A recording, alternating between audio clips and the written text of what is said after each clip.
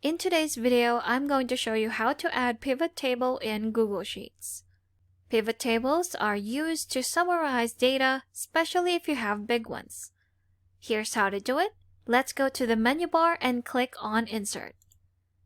Right here, you will see Pivot Table. Click on that. Create a pivot table. We already have our data range. Let's create it in a new sheet. Click on Create. And you have your new tab right at the bottom saying Pivot Table 1.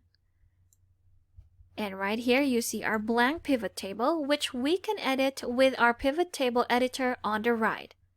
Customize it with your rows, columns, values, and filters, or you can go for the suggested format right here. Depending on your data, there will be different type of suggestions, but for our data, this is the suggested format. So it's the count of applicant for each position. If we click on this, we have the number of applicants for each position right here, and the grand total of applicants.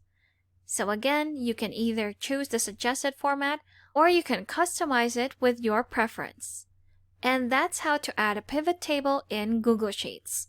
Thanks for watching. If you found this video helpful, do leave a like and subscribe for more helpful videos. See you on the next one.